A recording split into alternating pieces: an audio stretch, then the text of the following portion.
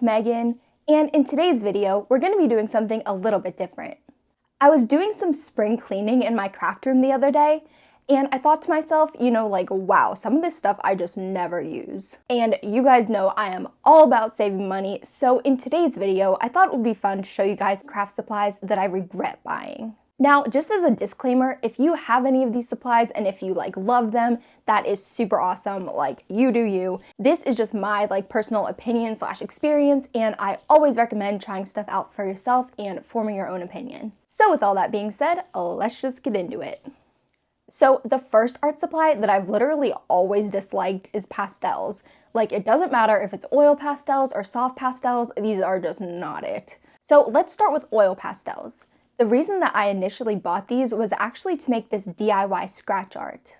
And they worked all right for that purpose, but that wasn't really something that I was planning on making super often. Plus, you can get a super similar effect with just regular crayons. At least with these oil pastels, which these are just the cheap ones from Michael's, but it's really hard to get them to stick to the paper. And I looked it up and it says that you're supposed to use textured paper with oil pastels, and I'm not sure how textured they mean, but I tried using it on textured paper and same issue. I don't know, maybe it just needs to be more textured. I tend to do smaller pieces and it isn't as easy to get those fine details with these. Plus, if I wanted to use it in my sketchbook, it would just transfer right onto the other page, which you guys know I'm a huge fan of using the front and the back of all the pages in my sketchbook. And with the soft pastels, I actually don't mind these ones as much. I just use them for other stuff and not necessarily art projects. And the main reason for that is that 1, they are really messy, and 2, you have to spray them with something like some sort of fixative if you want your piece to be kept nice and not get smudged around. And I originally bought these back when I was into making polymer clay charms. I would shave off a little bit of the pastel and use it to add detail to my clay pieces. They also work for coloring resin, which I've been super into lately. So soft pastels, I just don't really use them for drawing. This next supply that I'm not a super huge fan of are these brush pens from Arteza. And I don't know if I just got a bad batch or if I'm just really heavy-handed or what, but the brush end on these really doesn't do it for me. With how much the brush tip spreads out, it makes it kind of difficult to control where the ink goes. And with how the ink flows out of these, at first you'll have a lot of ink come out, but it quickly becomes kind of patchy like this. I do store these upside down, so I wouldn't really think that this would be an issue. It's weird because I've pretty much loved everything else that I've tried from this brand. And the ink in these really isn't anything all that impressive. It's pretty comparable to Crayola markers, which you are much better off just going out and buying a big pack of Crayola Super Tips for half the price. This next one is kind of random, but something else that I never use is this 3D pen. These were super hyped up a few years ago, and they looked like fun, so I got one, obviously, because I have no self-control. And the problem that I have with these is that you're kind of limited in what you can make with them. The filament comes out super slowly, which, same situation with a 3D printer, but when you're trying to draw something with it with your hand, it's just really annoying. And making anything bigger than 2 inches requires quite a bit of patience. I've heard that some people use this as sort of a glue to hold things together, but really, you're way better off just buying regular glue. Because the thing about filament is that if you don't store it correctly or if there's too much moisture in the air, it just won't work correctly.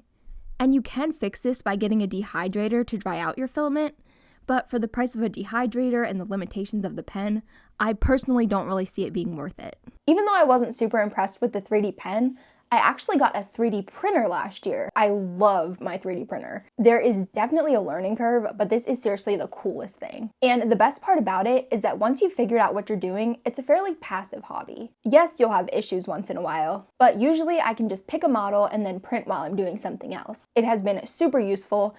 In my wire ring video that I made recently, I didn't have a ring mandrel. So instead of having to go out and buy one, I was able to just 3D print one. I don't know, I'm such a nerd, but I just think that that's amazing. Okay, so this next art supply is gonna be kind of controversial. Maybe I'm a little bit biased because personally I suck at it, but I rarely find myself reaching for watercolors. So here's the thing.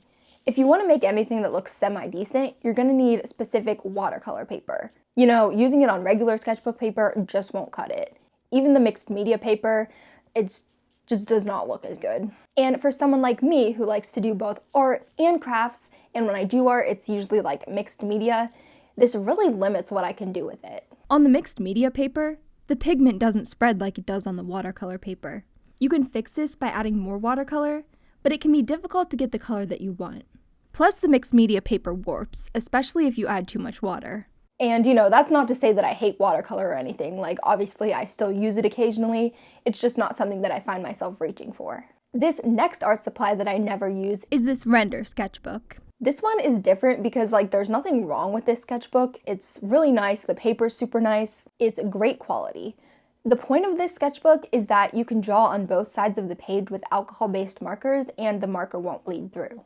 I just found myself having two main issues with it. One being that it's a hardbound book and the pages are sewn together. I 100% prefer spiral-bound sketchbook, or at least a glued binding like they would do in most paperback books. And the reason that I prefer spiral-bound sketchbooks is that if you don't like something or if you really like something, you can always rip it out and it won't mess up any of the other pages. Plus, the spiral-bound sketchbooks are a lot easier to lay flat than the ones with the sewn binding. And the second issue that I have with it is that this sketchbook is specifically for alcohol-based markers, which, duh, that's what it was advertised as, so this is my own fault.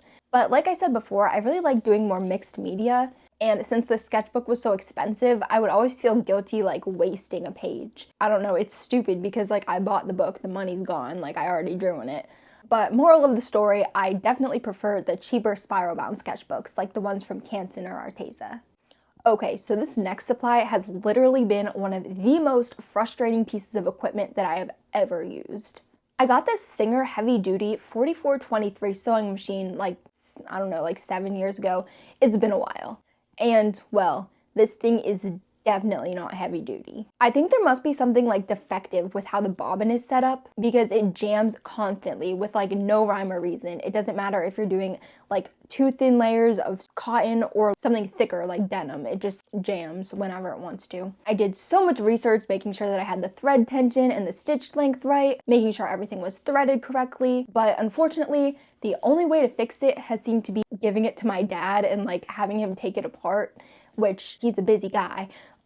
If I could fix it myself, I definitely would, but it's just irritating because, you'll be in the middle of the project and then you can't finish it for 2 months. It would be one thing if this happened just once in a while, or if it was my fault by sewing something that was too thick for it to handle, but it seems like every time I try to use this thing, I just get these little bird's nests underneath my project. And I literally bought 2 of these machines. Why I would buy a second one when the first one gave me so much trouble, I don't know. I thought the first one might just be defective, and when it happened to the second one, I was just okay, maybe I'm just dumb and I don't know how to use a sewing machine. But if you go on Amazon and look at the reviews, apparently this is a very common problem. And if you're wondering, both machines are currently broken, so that's great. And if I need to sew anything anytime soon, I'm just gonna bite the bullet and buy a new one. The next thing on this list was something that I bought for a video whenever I first started my channel. I literally used it for the video and then I never used it again. And that thing is eraser clay. This clay is similar to polymer clay. Fold it into whatever shape that you want, you bake it,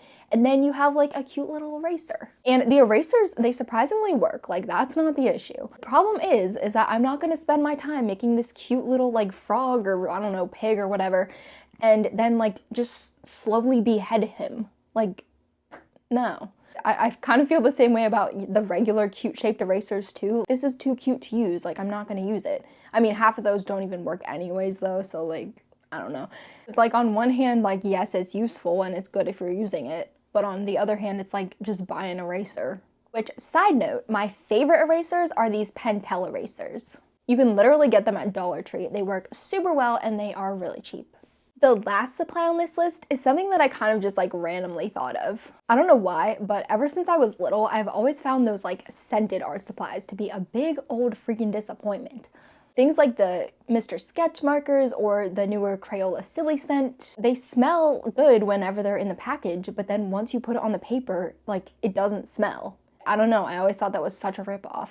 And I've tried things other than the markers. Oh, maybe scented paint would work better. But once you put it on the paper, it does not smell anymore. It's, like I said, it's a ripoff. So those are my least favorite arts and crafts supplies. This video was so much fun to make. Let me know if you'd like to see a list of my favorite arts and crafts supplies next time. And if you've made it this far, let me know in the comments, what is your least favorite craft supply? Do you agree with any of the ones on my list, or do you think that I'm crazy? I don't know. Let me know. So thank you guys so much for watching. I hope you enjoyed this video. If you did, make sure to give it a thumbs up and subscribe for more videos just like this one.